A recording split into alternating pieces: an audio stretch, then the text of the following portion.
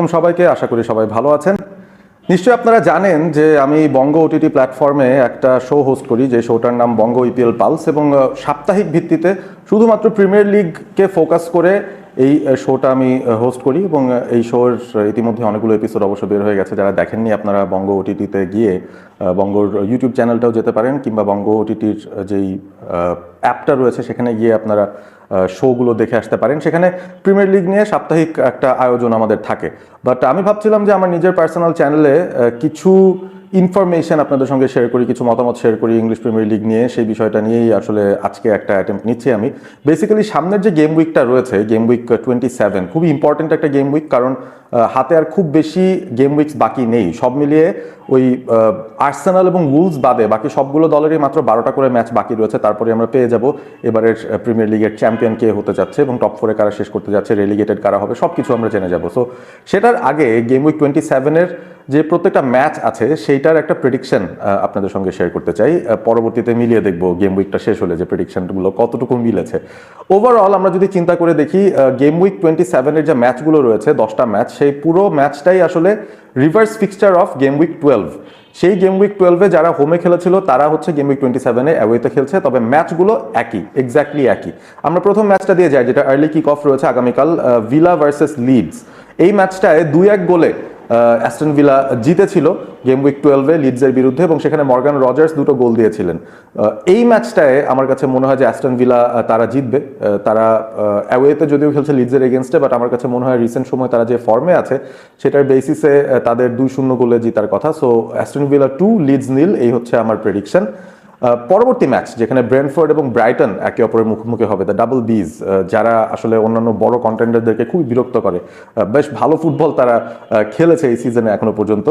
এর আগের যে লেগটা হয়েছিল গেম উইক 12-এ, সেখানে ব্রাইটন 2-1 জিতেছিল ব্রেন্টফোর্ডের এগেনস্টে। ব্রেন্টফোর্ড লিড পাওয়ার পরেও ব্রাইটন পরবর্তীতে 2 গোল দিয়ে দিয়েছিল তাদেরকে। এবং এই উইকে আমার প্রেডিকশন হচ্ছে ব্রেন্টফোর্ড 2, ব্রাইটন 1, কারণ ব্রাইটন গত দুটো ম্যাচে তাদের অফ ফর্মই আমরা দেখেছি, গোল করতে তারা খানিকটা স্ট্রাগল করছে। এবং অ্যাওয়ে ম্যাচ যেহেতু ব্রেন্টফোর্ডের হোম, সেই জায়গায় আমার কাছে মনে হয় যে ব্রেন্টফোর্ডের জন্য একটা ভালো সুযোগ রয়েছে এই ম্যাচটা জেতার এবং পূর্ণ 3 point power. So my prediction is Brentford 2, Brighton 1। Chelsea versus Burnley, এই ম্যাচটায় চেলসি অ্যাওয়েতে গিয়ে বার্নলির মাঠে গিয়ে তাদের এগেনস্টে 2-0 গোলে জিতেছিল, যেখানে পেড্রো নেটো এবং এনজো ফার্নান্ডেজ গোল দিয়েছিলেন। গেম উইক 27-এ আমার প্রেডিকশন চেলসি অ্যাট হোম, তারা হয়তো ক্লিন শিট রাখতে পারবে না, 3-1 গোলে তারা বার্নলির সঙ্গে জিতবে এবং 3 পয়েন্ট পাবে, সেটাই আমার প্রেডিকশন। এরপরে ওয়েস্ট হ্যাম ভার্সেস বোর্নমাউথ, এই ম্যাচটাতে রিভার্স যে ফিক্সচার হয়েছিল, বোর্নমাউথের মাঠে যে খেলাটা হয়েছিল সেখানে ওয়েস্ট হ্যাম 2-2 গোলে ড্র করেছিল, এবং সেখানে ক্যালাম উইলসন তিনি 2 গোল দিয়েছিলেন ওয়েস্ট হ্যামের পক্ষে। এটার রিভার্স ফিক্সচারটা আমার কাছে মনে হচ্ছে ওই ড্রই হবে। ওয়েস্ট হ্যাম বেশ ভালো ফর্মে আছে, গত উইকে তারা ম্যান ইউনাইটেডের সাথে 1-1 গোলে ড্র করেছে। বোর্নমাউথও বেশ ভালো ফর্মেই আছে বলা যায়, সুতরাং কাটাকাটি হয়ে যেতে পারে, 1-1 draw.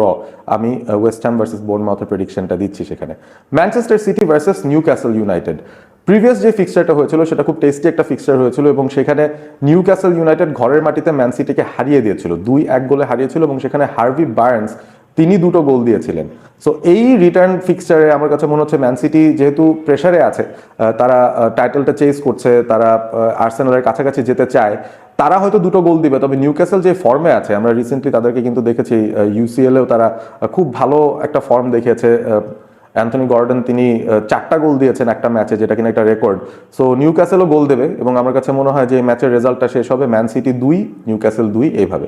Crystal palace versus owls, owls তারা আর্সেনালকে ঠেকিয়ে দিয়েছিল। এই 2 দিন আগেই আমরা সেহরি করতে করতে সেই ম্যাচটা দেখেছি, এবং সেই ম্যাচের রেজাল্টটা দেখে অনেকে আর্সেনালের ফ্যানদেরকে আসলে ট্রোল করছেন, আর্সেনালকে ট্রোল করছেন অ্যাজ এ ক্লাব, যে তারা উলসের মতো বটম ক্লাব, যারা কিনা মাত্র 9 পয়েন্ট পেয়েছিল ওই ম্যাচটার আগ পর্যন্ত, তারা কিভাবে আর্সেনালের সাথে ড্র করলো সেটা নিয়ে অনেকে হাসাহাসি করছে। বাট দে প্লেড ওয়েল, আমার কাছে মনে হয় তাদের হোমে অ্যাটলিস্ট তাদের ওই এক্সেপশনাল পারফরমেন্স দেওয়ার একটা স্কোপ থাকে। বাট ক্রিস্টাল প্যালেসের যেহেতু হোম ম্যাচ, ক্রিস্টাল প্যালেস আগের লেগটাও অ্যাওয়েতেই 2-0 জিতেছিল, আমি প্রেডিক্ট করছি ক্রিস্টাল প্যালেস 2-0 গোলেই উলসকে হারাবে, এবং স্ট্যান্ড লার্সেন তার গোল পাওয়ার সম্ভাবনা আমি দেখছি এই ম্যাচটায়।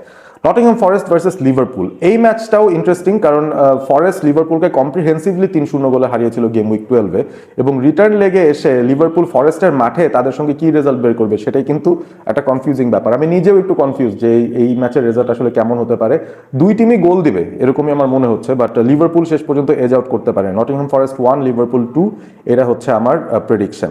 এবং তারপর সান্ডারল্যান্ড ভার্সেস ফুলহাম, সান্ডারল্যান্ড কিন্তু হোমে এখনো পর্যন্ত মাত্র একটাই ম্যাচ হেরেছে লিভারপুলের সঙ্গে গত সপ্তাহে। এছাড়া তাদের সবগুলো ম্যাচ তারা আইদার জিতেছিল নাহলে ড্র করেছিল, অর্থাৎ হোমে তাদেরকে হারানো খুব কঠিন একটা ব্যাপার। ফুলহাম তারা মোটামুটি একটা ভালো ফর্মের থাকা টিম, তবে রিসেন্ট দুই একটা গেম উইকে খুব একটা ভালো করতে পারেনি। আগের যে লেগে খেলা হয়েছিল ফুলহামের ঘরের মাটিতে ক্রেভেন কটেজে, সেখানে তারা সান্ডারল্যান্ডকে 1-0 গোলে হারিয়েছিল এবং রাউল হিমিনেজ সেই ম্যাচে গোল দিয়েছিলেন। রিটার্ন লেগ সান্ডারল্যান্ডের ঘরের মাটিতে আমার কাছে মনে হচ্ছে যে 0-0 গোলে ড্র হতে পারে এই ম্যাচটা। Spurs versus Arsenal, north London derby, এটার রিভার্স যে ফিক্সচারটা হয়েছিল যেখানে আর্সেনালের মাঠে স্পার্স খেলতে গিয়েছিল, এজে একটা হ্যাট্রিক পেয়েছিল, আর্সেনাল 4-1 গোলে স্পার্সকে কম্প্রিহেন্সিভলি হারিয়েছে এবং টটেনহাম হটস্পার্স এই মুহূর্তে রেলিগেশন কন্টেনশনে রয়েছে। তারা কিন্তু খুবই খুবই বিপজ্জনক অবস্থায় রয়েছে। তাদের রিসেন্টলি ম্যানেজারিয়াল চেঞ্জ হয়েছে, থমাস ফ্র্যাঙ্ক তাকে স্যাক করে দেওয়া হয়েছে এবং নতুন ম্যানেজারের আন্ডারে একটা বাউন্স আসতে পারে টটেনহামের কাছ থেকে। তবে আমার মনে হয় এই ম্যাচটা তারা জেতার মতো ক্ষমতা রাখে না আর্সেনালের সঙ্গে। আর্সেনাল স্পার্সের মাঠে গিয়েও স্পার্সকে 1-0 গোলে হারাবে, সেটা হচ্ছে আমার প্রেডিকশন। আর্সেনাল কামব্যাক করার চেষ্টা করবে, উলভসের সাথে ওই অপমানজনক ড্রয়ের পর তারা হয়তো একটা জয়ের মুখ দেখতে পারে। এবং একেবারে শেষ যে ম্যাচটা হবে Monday night football, Everton versus man United. Interesting ঘটনা ঘটেছিল গেম উইক 12-এ, এটা রিভার্স ফিক্সচারে, যেখানে ওল্ড ট্র্যাফোর্ডে এভারটন এসেছিল এবং সেখানে শুরুতেই ইদ্রিসা গানা গিয়ে নিজের এক প্লেয়ারের সঙ্গে মাইকেল কিনের সঙ্গে ঝগড়াঝাটি করে তাকে ধাক্কা দিয়ে বা তাকে মেরে তারপর তিনি রেড কার্ড খেয়েছিলেন। তবে সে রেড কার্ড খাওয়ার পর ড্রিউসবেরি হল একটা গোল দিয়েছিল এবং সেই 1-0 গোলে 10 ম্যান এভারটন ম্যান ইউনাইটেডকে ঠেকিয়ে দিতে পেরেছিল। তবে সেই ম্যান ইউনাইটেডটা ছিল রুবেন অ্যামোরিমের ম্যান ইউনাইটেড। এই ম্যান ইউনাইটেডটা হচ্ছে মাইকেল ক্যারিকের ম্যানচেস্টার ইউনাইটেড এবং আমার কাছে মনে হয় যে ফর্মে ইউনাইটেড আছে তারা ডেফিনেটলি গোল দেবে। এবং এভারটনের মাঠে, এভারটন যেহেতু গত দুটো ম্যাচে খুব ভালো পারফর্ম করতে পারেনি, লাস্ট ম্যাচেও তারা হেরেছিল, সো তাদের ঘরের মাঠেই ইউনাইটেড 2-1 গোলে এভারটনকে হারিয়ে দিবে, এই হচ্ছে আমার প্রেডিকশন। সো ওভারঅল পয়েন্টস টেবিলে যদি আমরা টপ 6-এর কথা চিন্তা করি, এই প্রেডিকশনের হিসেবে আর্সেনাল থাকবে 61 পয়েন্টে, ম্যান সিটি থাকবে 54 পয়েন্টে এক ম্যাচ কম খেলে, অ্যাস্টন ভিলা 53 পয়েন্টে 3 নম্বরে থাকবে, ম্যান ইউনাইটেড 4 নম্বরে 48 পয়েন্ট নিয়ে থাকবে, চেলসি 47 পয়েন্ট নিয়ে 5-এ এবং লিভারপুল 45 পয়েন্ট নিয়ে 6-এ থাকবে। এই হচ্ছে আমার ওভারঅল গেম উইক 27-এর প্রেডিকশন এবং টপ 6-এর পয়েন্টস টেবিলের প্রেডিকশন।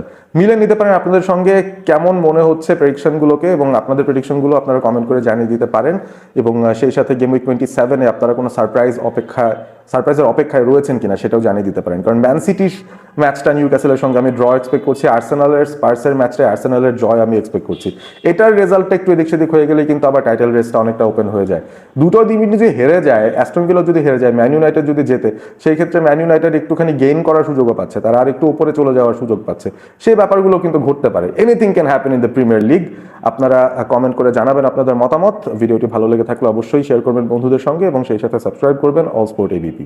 ভালো থাকবেন সবাই।